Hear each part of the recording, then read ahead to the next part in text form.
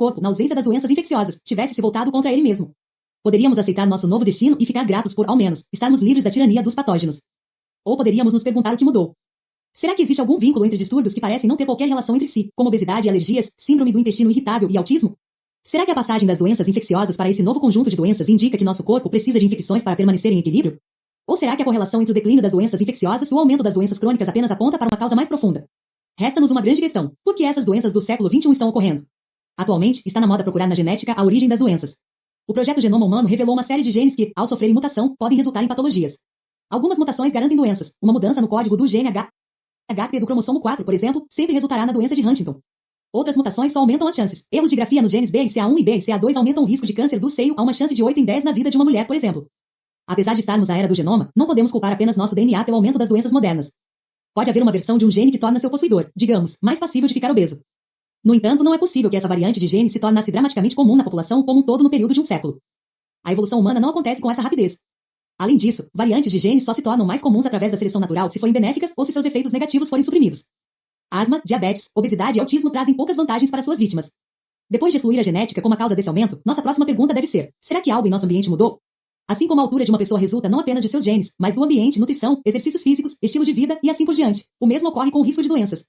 É neste ponto que as coisas se complicam, já que tantos aspectos da nossa vida mudaram nos últimos 100 anos que apontar quais são causas, quais são meras correlações exige uma paciente avaliação científica. Para a obesidade e as doenças afins, as mudanças na forma como comemos são evidentes, mas ainda não está claro como isso afeta a prevalência de outras doenças do século XXI. As doenças em questão oferecem poucas pistas sobre uma mesma origem. Será que as mesmas mudanças que levaram à obesidade poderiam gerar alergias? Existe alguma causa em comum aos distúrbios de saúde mental, como autismo e transtorno obsessivo-compulsivo, e aos distúrbios do intestino, como a síndrome do intestino irritável?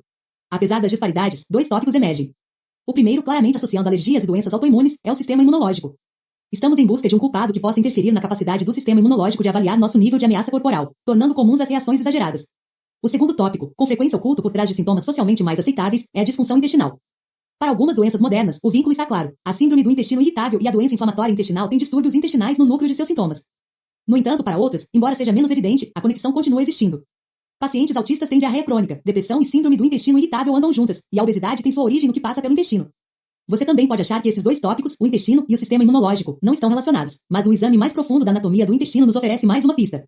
Quando falamos sobre o sistema imunológico, a maioria das pessoas pensa nos glóbulos brancos e nas glândulas linfáticas. Mas não é só isso. Na verdade, o intestino humano tem mais células imunes do que o resto do corpo inteiro. Cerca de 60% do tecido do sistema imunológico se localizam em torno dos intestinos, particularmente ao longo da seção final do intestino delgado, do seco e apêndice adentro. Costumamos achar fácil pensar na pele como a barreira entre nós e o mundo exterior, mas para cada centímetro quadrado de pele, você tem 2 metros quadrados de intestino. Embora esteja dentro, o intestino tem uma só camada de células entre o que é, essencialmente, o mundo exterior e o sangue. A vigilância imunológica ao longo dos intestinos, portanto, é essencial. Cada molécula e célula que passa por lá precisa ser avaliada e posta em quarentena caso necessário. Embora a ameaça de doenças infecciosas tenha praticamente desaparecido, nosso sistema imunológico continua sob ataque. Por quê? Vejamos a técnica usada pelo Dr. John Snow durante o surto de cólera no Sul em 1854, a epidemiologia. Desde que Snow aplicou pela primeira vez a lógica e os indícios para desvendar o mistério da origem da cólera, a epidemiologia se tornou uma das bases da pesquisa médica. A coisa não poderia ser mais simples. Fazemos 3 perguntas. 1. Onde essas doenças estão ocorrendo? 2. Quem elas estão afetando? E 3. Quando se tornaram um problema? As respostas oferecem as pistas que podem nos ajudar a responder à nossa pergunta principal. Por que as doenças do século XXI estão acontecendo? O mapa dos casos de cólera que John Snow produziu em resposta à primeira pergunta revelou o epicentro da cólera, a bomba de água de Broad Street. Não é preciso ser um grande detetive para ver que a obesidade, o autismo, as alergias e a autoimunidade começaram no mundo ocidental. Stephen Mark, professor de cirurgia do University College de Londres, situa o epicentro da obesidade e das doenças relacionadas a ela nos estados do sul dos Estados Unidos. Estados como Alabama, Louisiana e Mississippi têm a maior incidência de obesidade e doenças crônicas nos Estados Unidos e no mundo, diz ele. Essas doenças se espalharam pelo mundo num padrão semelhante a um tsunami. Para o oeste até a Nova Zelândia e a Austrália, para o norte até o Canadá, para o leste até a Europa Ocidental e o mundo árabe, e para o sul particularmente até o Brasil. A observação de Benmark se estende às outras doenças do século XXI, alergias, doenças autoimunes, transtornos mentais e assim por diante, todas nascidas no Ocidente. Claro que a geografia por si só não explica o aumento em sua prevalência, simplesmente oferece pistas sobre outros fatores correlacionados com sorte, sua causa. A correlação mais clara dessa topografia particular da doença é a riqueza. Muitos indícios apontam para uma relação entre doenças crônicas e abundância, de comparações em grande escala do Produto Nacional Bruto, PNB, de países inteiros a contrastes entre grupos socioeconômicos vivendo numa mesma área.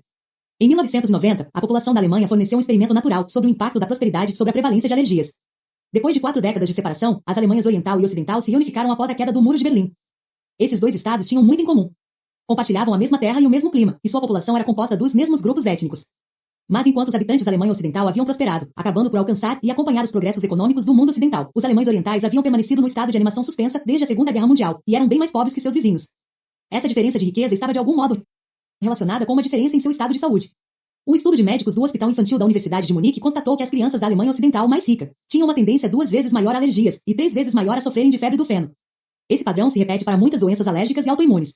Crianças americanas que vivem na pobreza são historicamente menos passíveis de sofrerem de alergias alimentares, asma que seus colegas mais abastados. As crianças de famílias privilegiadas na Alemanha, segundo a instrução e a profissão dos pais, tendem bem mais a sofrer de irritações de pele do que aquelas de ambientes menos privilegiados. Crianças de lares pobres na Irlanda do Norte não têm a mesma tendência a desenvolver diabetes tipo 1. No Canadá, a doença inflamatória intestinal acompanha com mais frequência pessoas cujo salário é alto. Os estudos continuam, e essa tendência está longe de ser local. Mesmo o PNB de um país pode ser usado para prever a incidência das doenças do século XXI entre sua população. A ascensão das chamadas doenças ocidentais já não se limita aos países desenvolvidos. Com a riqueza vêm os problemas crônicos de saúde. À medida que os países em desenvolvimento avançam economicamente, as doenças da civilização se espalham. O que começou como um problema de países ricos ameaça engolir o resto do planeta. A obesidade deve abrir caminho, pois já afeta grandes faixas da população, inclusive nos países em desenvolvimento. Seus distúrbios associados, como doença cardíaca e diabetes tipo 2, a insensibilidade à insulina, em vez de sua falta, não ficam muito atrás. Doenças alérgicas, inclusive asma e irritações na pele, também estão na vanguarda da disseminação, aumentando nos países de renda média na América do Sul, no leste europeu e na Ásia. As doenças autoimunes e os distúrbios comportamentais parecem incidir menos, mas agora são particularmente comuns nos países de renda média alta, entre os quais o Brasil e a China. Enquanto muitas de nossas doenças modernas já se estabilizaram nos países mais ricos, agora elas começam sua ascensão em outras partes. Quando se trata das doenças do século XXI, o dinheiro é algo perigoso. O tamanho do seu salário, a riqueza do seu bairro e a posição do seu país contribuem para determinar o seu risco. Mas claro que ser rico não deixa ninguém doente.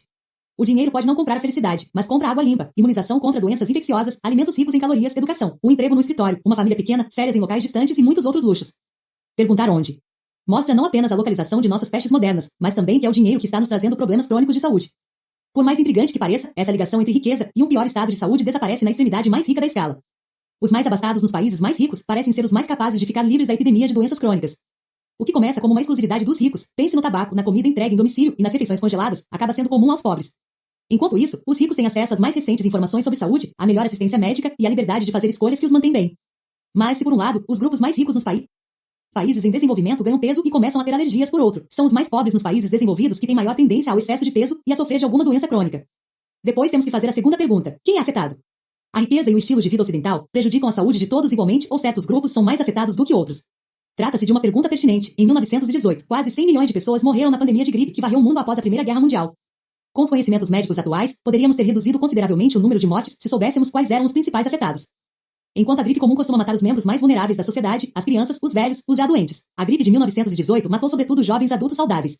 É provável que essas vítimas, no auge da vida, não tenham morrido em decorrência do vírus da gripe, mas da tempestade de citocina, desencadeada por seu sistema imunológico na tentativa de expulsar o vírus.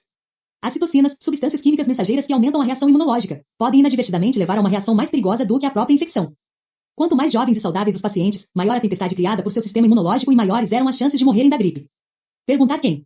Nos informam que tornou aquele vírus específico tão perigoso e teria nos permitido voltar os cuidados médicos não apenas a combater o vírus, mas também a acalmar a tempestade.